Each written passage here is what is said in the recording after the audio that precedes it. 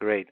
So welcome to the webinar today. We'll be walking you through the MSC Composite solution today. I'll be showing you the end-to-end composites capabilities along with application examples. And as advertised, we want to walk you through the 1D, 2D shell, and 3D composite elements. And we'll go through the different types of analyses supported by composites. And we'll look at how to keep your structures light, look at optimization, how composites is supported in optimization, and also look at going beyond the first ply failure, doing progressive ply failure and delamination. And we'll also look at manufacturing issues like curing and shrinkage, and draping, and taking advantage of the information coming from the CAD. So it's an overall solution we'd like to present to you today. To kick off the presentation, I'm going to borrow a slide from last year's users conference. Boeing's Vice President Frank Dorner was our keynote speaker, and he's the Vice President of Materials and Processes and Structures Technology. And I like this slide, and I want to borrow his slide to really to kind of frame our presentation today. Serves as a pretty good overall agenda for what we show today. Frank was out there really rallying the analysis community. Do more analysis, integrate the analysis into your development process so you can save time and you shorten your development cycle. And so for the airplane example here, you can see the composite development goes from atoms at the molecular level to the aircraft. And regardless of what industry you're in or product you work in, you also probably have something similar in your development cycle. And let me show you just briefly the things we'll cover today and how that maps to this a product development cycle like this. The MSC starts at the materials model end. We don't quite get down to the molecules yet. We start from, at this point, what I'm showing you, we have a micromechanics solution. So we're looking at the micromechanical structure, looking at the fibers and matrix, the fiber volume percent, the orientation, the porosity, and so we can characterize the material. This today we can do with our new acquisition, which I'll mention more later. The company is extreme in the products called Digimat. So from the micromechanics world, we move up, and you can see here the next step, you have to have allowables for composites. And in this world, we're doing tension coupons, open hole, compression coupons, open hole, close hole, accounting for knockdowns, edge effects, a lot of testing. And this is where Nastran can come in today and help you do progressive ply analysis, for example, to really simulate the testing and very quickly characterize your new layouts, new materials. And we can also hook into the micromechanics to even co-simulate to get you more accurate progressive failure analysis. And as we move up in your development cycle, you can see the next one is your structural elements, your primary joints. The important joints, we want to make sure these joints survive. And so we're looking at initial damage or possibly delamination to be able to design that right into your joints. And the technology in this area would be VCCT and cohesive zone modeling and breaking glue. I'll cover those in a few minutes. And as you move more into your larger components, now we're looking at entire stiffened panels, ribs and spars, and this is where structural sizing takes place. Typically, this is where you're doing a first ply failure and you're writing a margin of safety on a part, signing it off. And this is also where we can start doing damage tolerance analysis. Our customers want to study if a crack starts inside one of these bays, does it get stopped inside the bay, right? Do you have the right feature to retard or stop the crack growth? And we also are looking at optimization at this level now. This is the point where you can look at optimize the ply thickness, the stack up, the orientation to get you as light a structure as possible. And another thing is manufacturing. And when you're at this level, you want to look at the curing, the shrinkage, the spring back. Make sure you manufacture something that will fit into the assembly. And let me move on to the next level, right? This is now finally the larger components, wings and fuselage. And this is traditionally we're doing loads models. Elements are much bigger, and we tend to use the smear properties of composites. We tend to do more optimization and also bring dynamics analysis. So this is a quick overview of how our solution map into a typical product development cycle. So let's take a deeper dive into our presentation today. The first thing I want to show you is our elements in composites as well as our solver. So we have a very complete library of pre-post processor and solver and finite elements, and we'll focus on Nastran today. Nastran is the core solver for our composite solution. You'll find it covers really your end-to-end simulation I just talked about in the overview. At several places I'll bring in Mark. Mark will bring the extra capability, sometimes like curing, like the very, very difficult crack growth problems, for example, going through an element. Those type of pillar capability I'll bring Mark to supplement Nastran. Pre-processing I'll be showing today is Patran, and in addition, laminate modeler and add-on to Patran. And I mentioned earlier we have a new acquisition. The Digimat is the product, and that provides now our materials modeling at the microscopic level. And today I will just touch on the product, but be on the lookout for upcoming webinars on Digimat to a theater near you. It's going to be pretty exciting. So, okay, let's look at the composite element library in Nastran. I've got a stiffened panel right here. I have a panel with a skin, and the edges are framed with stiffeners, and I have a cutout, and it has a ring reinforcement around it with solid elements. And if you look at our element offering, today we have a composite beam element. So it looks like a beam element, but within the cross-section, I can do a layup, and I can map that layup to the flanges and the web inside that layup in the beam element. Shell elements for composite, that's been our workhorse. It's been around for a long time, very mature technology. And also in the solid element world, we have a full capability supporting several different types of solid composite elements. We'll cover that in more depth later. Defining the composite, in Nastran, the approach is first define the material. You tell us what the applied material properties are, and then we define the layout, orientation, the thickness, the sequence, and we assign it to our elements. Very straightforward. And let me see if I can show you some example. So the first step, we're going to define the applied material as a starting point. It can be 2D or 3D orthotropic, depending on the type of elements you're going to use later. 2D for shell elements and 3D for solid elements. And so if you have a unidirectional tape of woven material, what I'd like you to ask you to do is enter the elastic properties, the Young's modulus, Poisson ratios, and shear modulus. And once we have that defined, next thing is simply lay this up in an interface here. Tell us which applied material you want to do, how you stack this up, and orientation angles. And then we assign that to your finite element model, and there you go. We can solve the problem. So it's fairly straightforward in terms of either shell composites or solid composites elements in setting this up. Traditionally, we have a lot of models out there, Nastran models, composites, they're shell elements. In the last 5 years, we've introduced the solid composite elements. Solid composite elements come into play when your laminate is thick or when your low path becomes three-dimensional. For the example I'm showing here in the upper right-hand corner, I have an angle clip. If I hold down, bolt it down on the left-hand side, if I pull up vertically on the web on the right-hand side, you can see I'm going to develop some bending stresses around that corner and develop peel stress and interlaminar shear stress. So if you look at the state of stress here, solid elements allow you to capture now the sigma 3,3, the peel stress between the plies, and also gives me more accurate interlaminar shear stress, the sigma 3,2, sigma 3,1, and also those are also balanced by transverse shear stress. So solid elements are appropriate in these cases. Both shell and solid composite elements in Nastran today support progressive ply failure analysis, in addition to the traditional first ply failure. We'll cover that in a few minutes.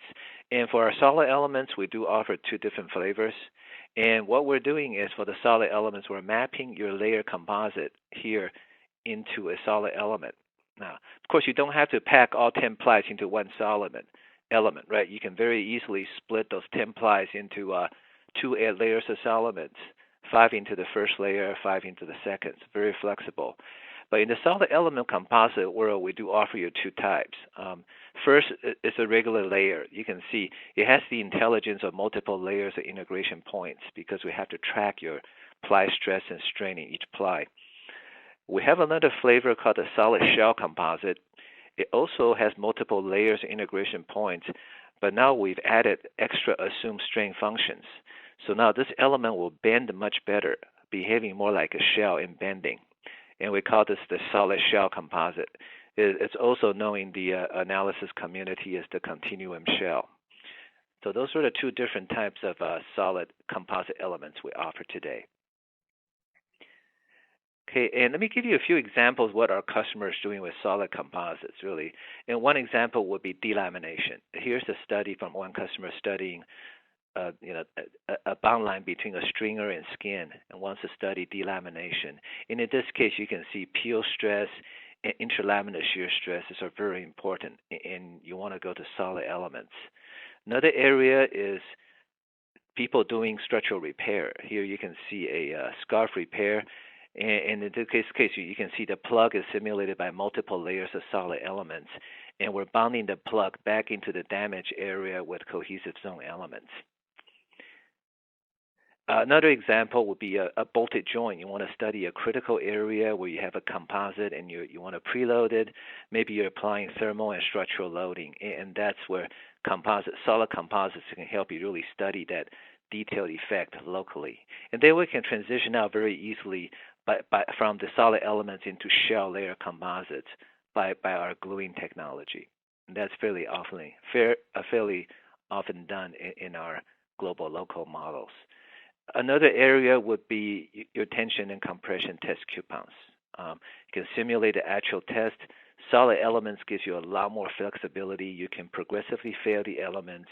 You can add delamination, and that's really important when you do a compression testing where the plies can delaminate from each other. So these are a few solid composites examples. Next, let's get into a little bit on the type of analyses composites support. Some of you are stress analysts, some of you are dynamicists. So we do support static and dynamics analysis. And often we do have to support the loads and stress models. Those models tend to be larger in element size, and you tend to have smear properties. And down to the stress level, we have to do a detailed ply by ply stress analysis. So we support both types. You might be doing preliminary versus detailed stress design, and linear and nonlinear. We'll touch on nonlinear later. And within nonlinear, we do support both implicit and explicit analyses. Okay, so that's a quick overview. Let's look at a typical static and dynamic analysis strength type of evaluation. Today, you would specify a failure theory, and then go ahead and run the analysis. And here you can see we can post-process ply by ply the failure indices and strength ratios. It's important that we also support this in dynamics. We have a large community of dynamics users. So we do support composites analysis in frequency response, transient response, and random vibration. And it's important we also give you the actual ply level stresses and strain for these dynamics analysis, including failure index and strength ratio. Okay, and I mentioned earlier, some of you tend to be working sometimes in the preliminary design phase, then you move on to the detailed design phase. And you can see here, this is a very typical design process. Early on, your designer coming to you only have a zone layout definition. You only know, for example, 20% of the fibers are in the 0 degree direction, another 10% in 90, and the rest are 45s. Later on, though, as the design matures, now you know how the plies are dropped off, and you know what the stacking sequence looks like. So you need both capabilities, and Nastran does support that. Now, in the preliminary design phase, we support a smearing technique. You just tell us how much thickness you have in each direction, and we'll go ahead and run the analysis by smearing the properties. Very quick and very easy to optimize.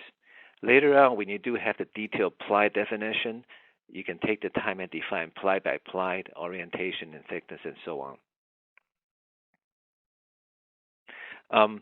Also, when you look at the results, because you look at this example here, we have a base ply, then we have a couple other plies going over it. We can look at the results, of course, by at an element level, look at each layer. It's also important, though, to go ahead, if you see on the right-hand side, to track the stress and strain in the actual ply. I think most of you would like to see the display on the right-hand side is more intuitive. We're following the actual ply, and you can understand and maybe size it, more appropriately based on this. So we support both capabilities when we post-process the laminate results. Okay, and next I'd like to look at optimization. Optimization allows you to keep your structures light, and it just takes less money to when it's light to get your structure into the air or into space, and it takes less material to build, saves you money. Let me go over optimization, the 5 different types, fairly quickly, and look at specifically where composites are supported. The first type optimization we do is sizing. You can let the program decide the optimal thickness of your structure, the I's and J's of your beam cross sections, the theta, the orientation of your ply. So all those are available for you to, in an optimization, to automatically find the best solution for you. The Nastran also supports shaped optimization. You can see the shape on the left. Based on your objectives and constraints, we'll move the grid points around. We'll recommend the best shape to you at the end. We also do topology optimization. You give us a clump of material on the left-hand side, apply the load, we'll minimize the strain energy, we'll find the best load path for you, and we'll come back and remove the material you don't need and make a recommendation for you shown on the right. The fourth type of optimization we do is called topography.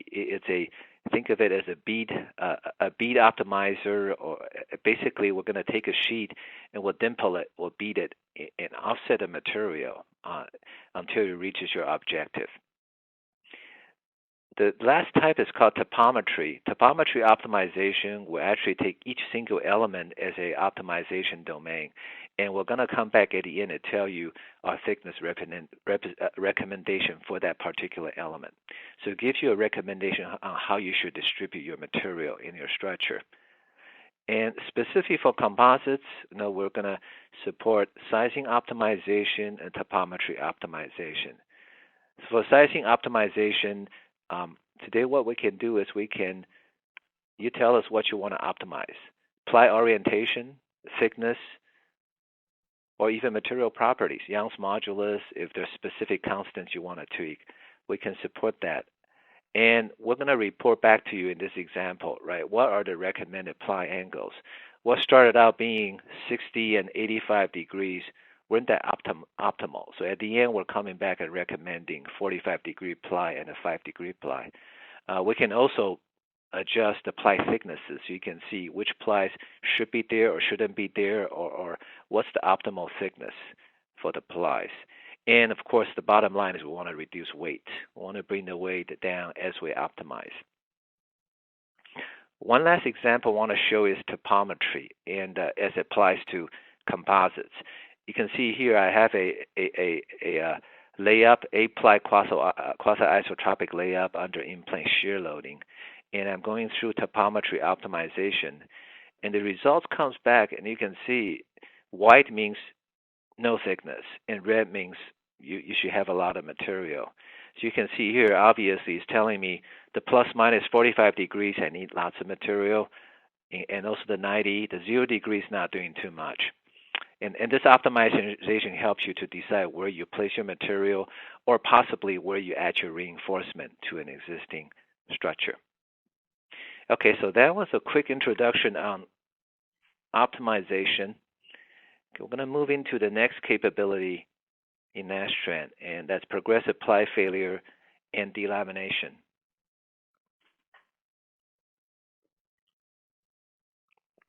Let me show you a few examples of damage and defect, and that's why we want to simulate these effects.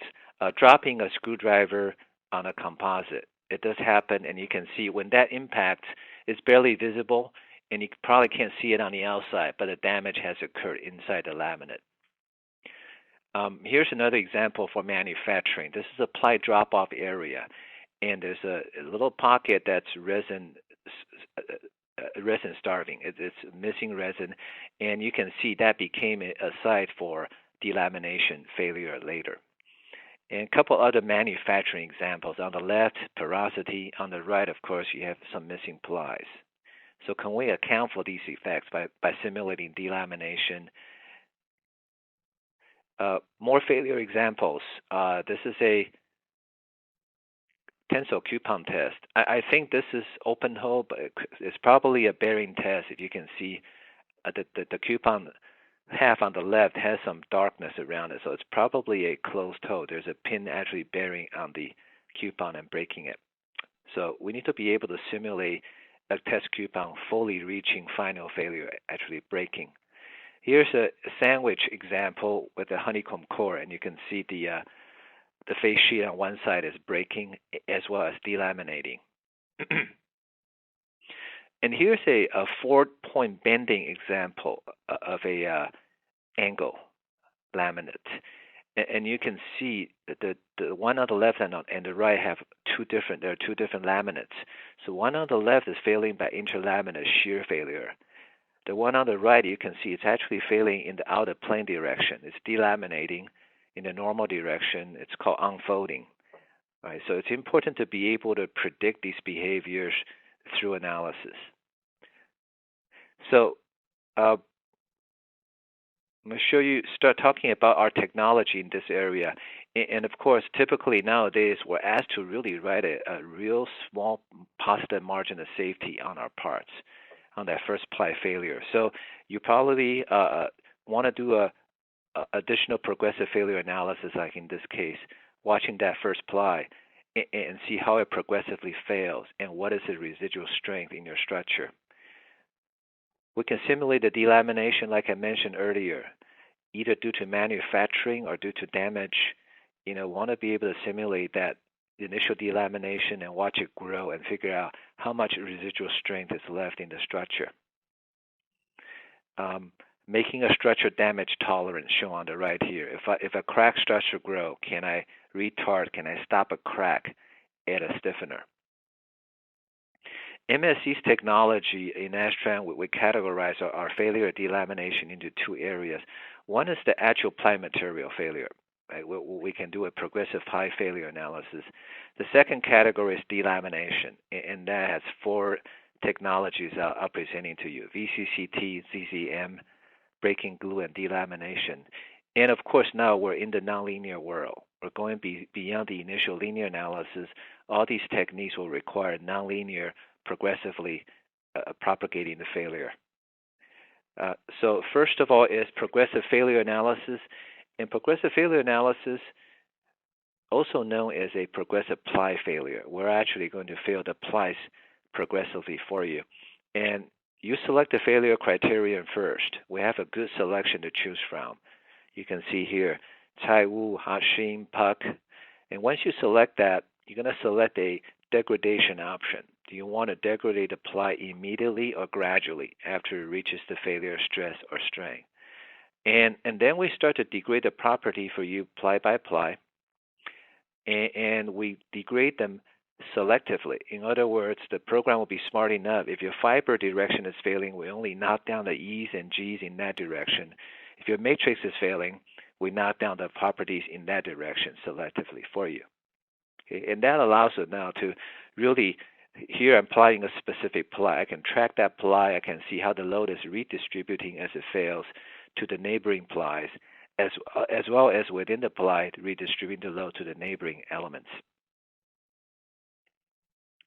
Here are just some sample results. Just want to show you. The one at the top is a shell element model. The one at the bottom is a solid model. So both are composite models doing progressive failure analysis. The one at the top is open hole tension. One at the bottom, we actually have a pin bearing in a hole. Okay, what we talked about so far is macro mechanical analysis. So we ask our user to input the properties, elastic properties as well as the failure allowables at the ply level, the fiber direction and the resin direction and shear properties. And MSC also has capability in the micromechanical world. In the micromechanical world, we get down to the actual fiber and matrix, getting down to the unit cell level, to the representative volume element, and we'll look at that microstructural behavior. And MSC has partnered with several companies in the past to bring the micromechanical failure technology to you. And as I mentioned earlier, we have over a month ago acquired Extreme, and the product name is Digimat. And Digimat, what it does is micromechanics. It's a very powerful tool. Look at the micromechanics level. Look at your fibers and your matrix. So it's going to come in two ways. In Nastran, we'll be able to hook up to this and call up this when we co-simulate. So we can, as we do our progressive failure analysis, we grab the micromechanics properties at the fiber and matrix and co-simulate. This product is also standalone. You can use that just to characterize your materials. So we'll have more webinars coming in the future to present this. Okay, that was our progressive ply material. Let's get into delamination. I'm going to show you a few delamination techniques we have available today. The VCCT virtual crack closure technique is simulating a crack. In your model, you're going to need an initial crack front. And we look at the forces at the tip and the crack opening, and we'll calculate the energy release rate. When that energy release rate reaches the fracture toughness you specify, we unzip the next element, and so on, and we'll let the crack propagate. There are two ways we do this. Several ways we can do this. Nastran today supports the release glue contact. That's the method one. I'll show you in a few slides. Now, several other more advanced techniques like grow along element edge and actually grow along an element and then splitting it and remeshing using mark only. So just want to show you both Nastran and mark. So this is Nastran, and you can see these are shell elements. So I have a stringer and skin. I've glued them together, and now I apply the VCCT, and it's looking at the crack tip, and it's failing the joint gradually. On the left-hand side, you can see what remains glued. On the right-hand side, you're watching the damage. Right, so this gives you a way to simulate, to understand what's your residual strength in a structure after delamination starts. We have a number of benchmark problems I want to show you. These are solid composite elements, double cantilever beam, and a single leg bending. So these are our customers have been running these. The feedback from them is it correlates well. The benchmark problems with correlation with published results and experimental results and theoretical results. Okay, DCB you can see here is a pure mode 1 opening mode on the left-hand side. On the right-hand side, it's a single leg bending. You can see it's a mixed mode 1 and mode 2, opening and in-plane shear. Here's a more practical example. We actually have a problem here. I have several layers of composite. I've simulated them as 2 layers of solid composites. And I glue them back together, except I left a circular spot in the middle. It's a little penny-sized flaw inside. I'm going to push on it and starts to delaminate. And you can see, in this case, the delamination is growing between the 2 layers of solid elements, as well as we're capturing the overall nonlinear buckling behavior of the structure. Okay, a couple examples I want to show you now is mark will provide additional capability when you don't know ahead of time where the delamination is going to grow to, or the crack. So here's an example. I'm going to pull out this shell model.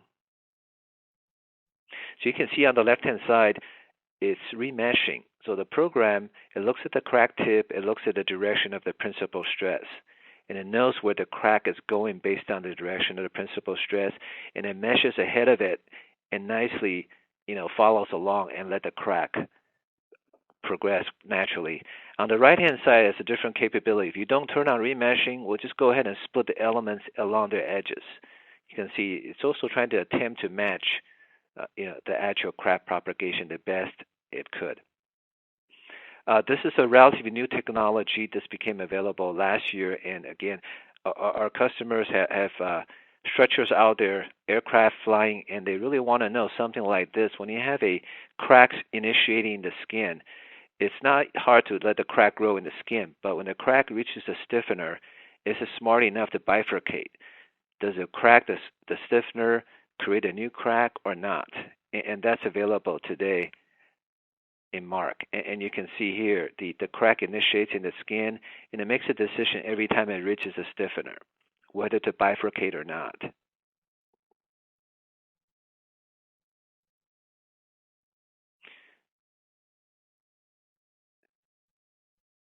Let it play one more time. Okay.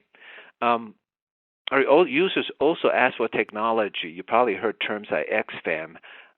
Basically, can we propagate a crack through the middle of an element, without remeshing? And this is what we're showing here in this animation. I hope it's coming through. The crack initiates in the skin. So that crack in the skin, you can see it's remeshing, letting it propagate. And we're touting our technology when this crack reaches a stiffener. All right, the crack now bifurcates. Now it's cracking the stiffener, but it doesn't remesh. It actually cracks right through the middle of the element. And then when it cracks through the middle of the element, it splits it, cuts right through it. Right, so it's demonstrating two technologies here. Okay, and finally, some new technology in the three-dimensional world. Again, starting with the initial crack, we can now propagate the crack by remeshing. So you can see here this crack is propagating by remeshing. And I think this is very exciting. You can see here we have a general solid mesh, and you can very easily define your initial crack just by dropping in a mesh like this. You can see here I have a little circular mesh, and it doesn't have to match the existing solid mesh. Just arbitrarily drop it in. In this case, I'm going to simulate a thumbnail crack. And so the program will go through very quickly, and you can see it's going to remesh and recognize the crack and propagates the crack. And let me come back. This also works in the two-dimensional shell world. So if you have a shell model, I can go ahead and draw myself a curve right on that shell. That curve now becomes the initial crack, and the program will go ahead and remesh, accounting for that crack, and let the crack progressively grow.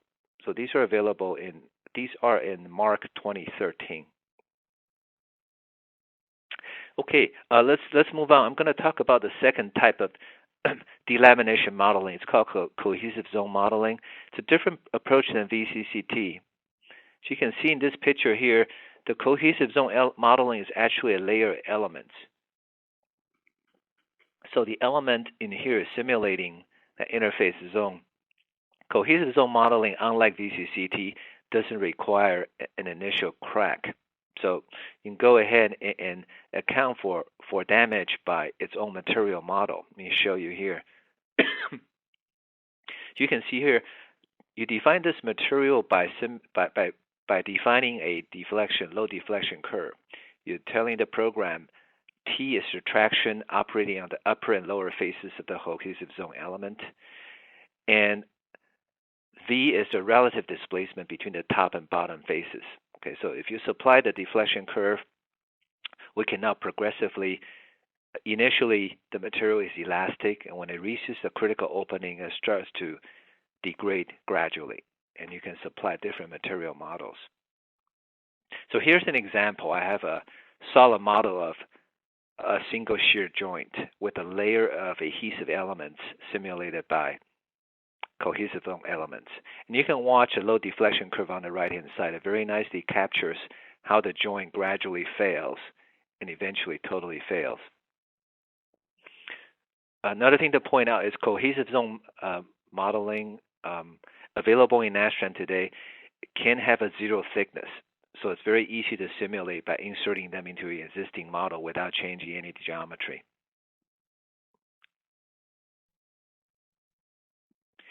All right. The third type of delamination method is breaking glue, and this is typically more popular with our stress analysts. For me, anyway, at least I'm a stress guy, and this failure criterion is very easy to understand. You supply the the allowable stresses. One in the normal direction, the other is tangential. And we look at your actual normal stress and actual tangential stress, shear stress, and you also have to supply the interaction uh, exponent here. One being linear, two being quadratic. So apply that interaction term, and now we'll interact the two stress ratios, and when that reaches 1, we'll delaminate.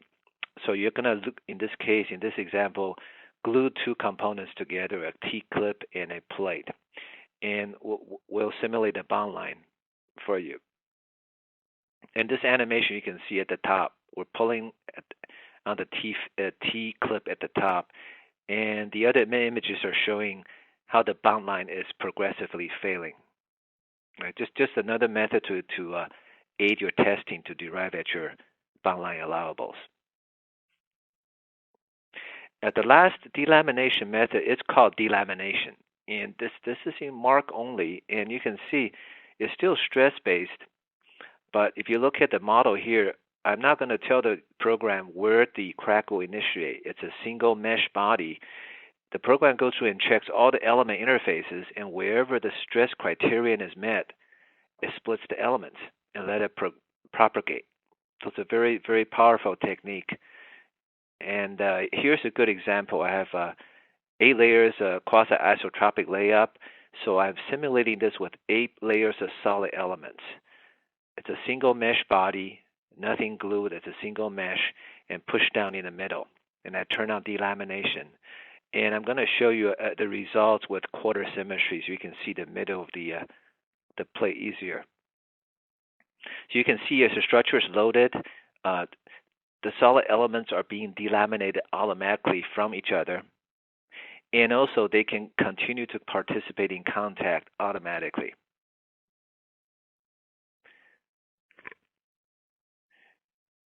Okay, and so that was progressive ply failure and delamination. And let's now get into the manufacturing world, curing and shrinkage. Curing and shrinkage, it can be an issue, and we can simulate that today by really coupling several physics together. The curing itself is we provide 4 different curing kinetic models. Curing is exothermic, so as the resin cures, it's going to generate heat. And also, as it hardens, right, it's going to generate shrinkage. So there's a shrinkage strain it needs to pass on. So curing generating heat, so it needs to be coupled to the thermal analysis so the heat can dissipate and conduct in your laminate. The curing also needs to be coupled to your mechanical pass because it needs to pass on the shrinkage strain to the mechanical analysis. So now we can shrink the ply, shrink the material, and figure out the residual stress and strain and the final distortion when you pull the part off the molding and it shrinks back. So it's actually a coupled cure thermal mechanical analysis, 3 physics coupled together.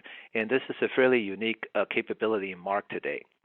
So if this is what you're interested in, we recommend you take a look at MARC. I have a couple of examples. One is a sandwich structure here for a Sikorsky helicopter. So their initial design was quasi-isotropic, and the part was deflecting too much. It wouldn't fit at the end. So using the simulation in MARC, you can see we recommended an orthotropic layup, and that reduced the spring back quite a bit. Another case study here, you can see this part coming off the tooling springs back about 0.35 inch. And we simulated this in MARC, and you can see amazingly very good prediction, 0.345 inch. Our last topic today I'm going to talk about is draping. And draping is important, right? Because if you don't design a flat panel, if you have any curvature to your model, you should be considering draping. If you take a piece of cloth or tape and you drape that over a doubly curved surface, your fibers will start to shear. So we need to represent that to capture the correct fiber orientation.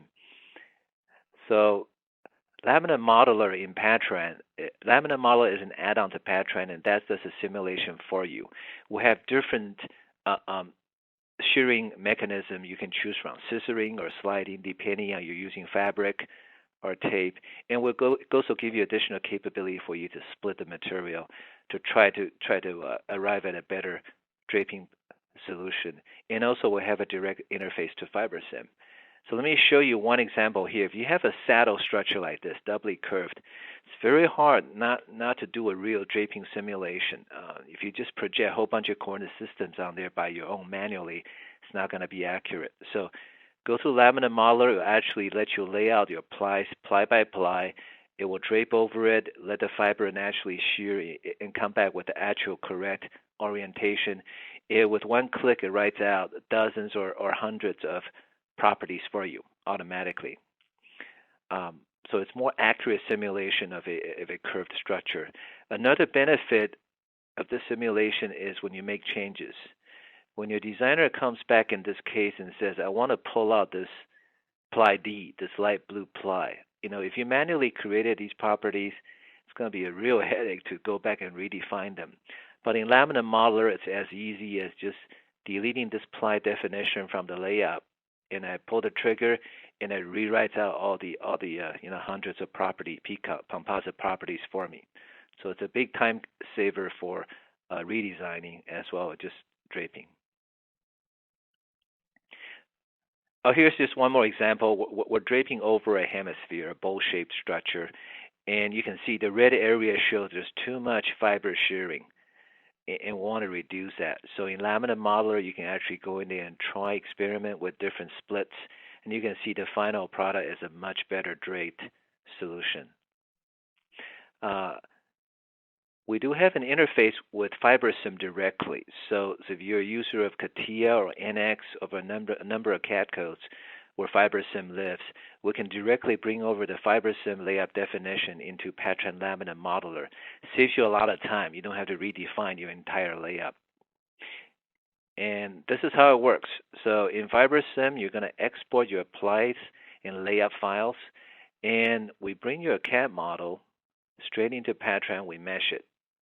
And then we go into Laminate Modeler and we import that ply and layout definition from FiberSim, and automatically maps it onto our mesh, and we're ready to go. So it's a big time saver for those of you who use FiberSim. Okay, that takes us to the end of our presentation. I hope I've shown you not just bits and pieces of capabilities. I hope I've shown you we do have an overall composite solution, and hopefully it maps fairly well to your end-to-end product development process. What I've shown you today is mainly Nastran and Patran, plus some Laminate Modeler, and that will support your overall composite solution workflow. As required, I show you Mark does provide extra capabilities like curing or very specific crab propagation type of capability. And we continue to enhance Nastran in this area as well to incorporate these new fracture mechanics capabilities into Nastran as well. And I also show you Digimat, and that is our micromechanics material solution. And again, showing you the slide right at the beginning, I think you saw the slide, and hopefully now you have a better feel that we do have an overall composite solution that should map well to your overall manufacturing product development process. Okay, thank you, and I'm